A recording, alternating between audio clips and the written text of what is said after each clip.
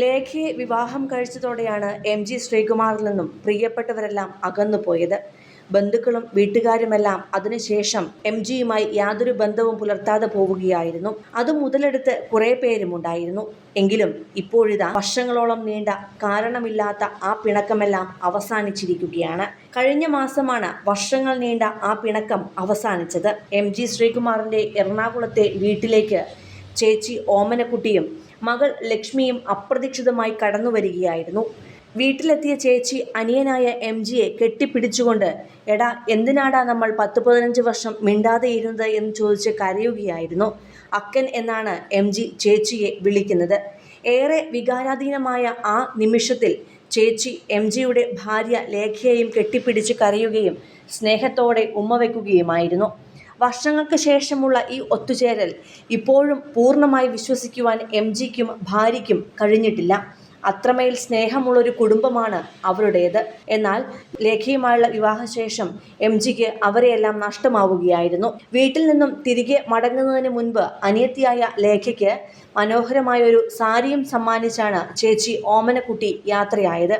ചേട്ടൻ ഹരിഹരനും ചേച്ചി ഓമനക്കുട്ടിക്കും തനിക്കും ദൈവം തന്ന സംഗീതത്തെ നശിപ്പിക്കുവാൻ ആർക്കും കഴിയില്ല എന്നും ചോരബന്ധത്തിൻ്റെ വില മറ്റെന്തിനേക്കാളും വലുതാണെന്നും എം.ജി. ശ്രീകുമാർ പറയുന്നു. പ്രശസ്ത ഗായികയായ കെ. ഓമനക്കുട്ടിയാണ് എം.ജി. ശ്രീകുമാറിൻ്റെ സ്വന്തം ചേച്ചി. അമ്മയുടെ സ്ഥാനത്താണ് അദ്ദേഹം ചേച്ചിയെ കാണുന്നത്.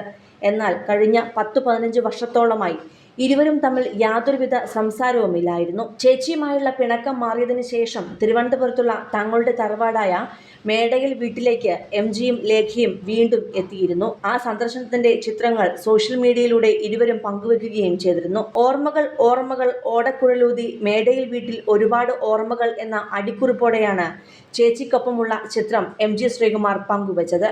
അന്തരിച്ച ജ്യേഷ്ഠൻ ഹരിഹരൻ ഉണ്ടായിരുന്ന സമയത്ത് തന്നെ ഈ ഒത്തുചേരൽ നടക്കണമായിരുന്നുവെന്നും എങ്കിലും ആഗ്രഹിച്ച കാഴ്ച കാണാൻ കഴിഞ്ഞതിൽ വലിയ സന്തോഷമുണ്ടെന്നുമാണ് ആരാധകർ ഈ ചിത്രത്തിന് താഴെ കമന്റുകൾ കുറിക്കുന്നത്.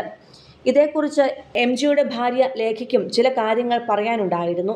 ആരെയും ജീവിതത്തിൽ വേദനിപ്പിക്കാതിരിക്കുക എന്നാണ് താൻ എപ്പോഴും പറയാറുള്ളതെന്ന് ലേഖ വ്യക്തമാക്കുന്നു. ഒരാളുടെ കണ്ണുനീർ വീഴ്ത്തിയാൽ കാലം അത് നമുക്ക് പലിശ സഹിതം തിരിച്ചു തരും. അതിനാൽ ആരോട് പ്രതികാരം മനസ്സിൽ വയ്ക്കാതെ എന്തെങ്കിലുമുണ്ടെങ്കിൽ സംസാരിച്ച് തീർക്കുകയാണ് വേണ്ടത് എന്നും ലേഖ പറയുന്നു.